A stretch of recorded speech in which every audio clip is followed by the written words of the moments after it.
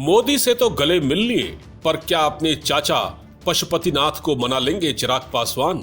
चिराग ने हाजीपुर से लड़ने का दावा कैसे कर दिया? क्या हाजीपुर सीट को लेकर चाचा पशुपतिनाथ से चिराग की तनातनी खत्म हो सकती है? जी हां, ये तमाम सवाल हैं जो इस वक्त किसी साये की तरह एलजेपी नेता चिराग पासवान का पीछा कर रहे हैं। कल दिल्ली में हुई एनडीए की बैठक में जो 38 पार्टियां शामिल हुई, उनमें चिराग पासवान भी थे। चिराग पासवान स्वर्गीय रामविलास पासवान के बेटे हैं। एनडीए की बैठक से पहले चिराग पासवान ने प्रधानमंत्री मोदी के पैर छुए तो प्रधानमंत्री ने उन्हें गले लगाया। ये फोटो सोशल मीडिया पर वायरल हो रहा है। अब सवाल ये पूछे जा रहे हैं कि चिराग पासवान प्रधानमंत्री से तो गले मिल लिए, लेकिन क्या अपने चाचा पशुपतिनाथ पारस से उनके गिले शिकवे खत्म होंगे या नहीं?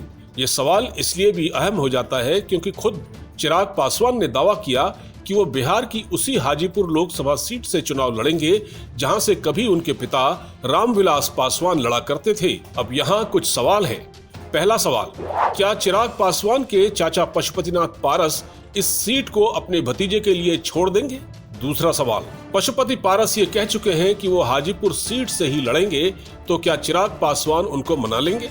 तीसरा सवाल, अगर चिराग पासवान और उनके चाचा अलग अलग चुनाव लड़े तो क्या वोटों का बंटवारा नहीं होगा? चौथा सवाल, अगर पशुपतिनाथ पारस नहीं माने तो क्या बीजेपी उन्हें मनाने जाएगी?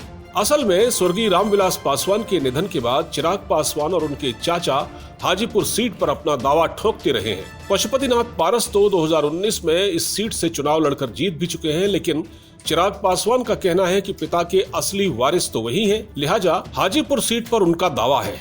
यहाँ ये बात समझने की है कि एक और जहाँ पशुपति पारस की पार्टी का नाम राष्ट्रीय लोक जनशक्ति पार्टी है, तो वहीं चिराग पासवान की पार्टी का नाम एलजेपी है। अब ऐसे में चिराग पासवान के हाजीपुर सीट से लड़ने के दावों में कितना दम है, ये कुछ समय बाद पता चल जाएगा।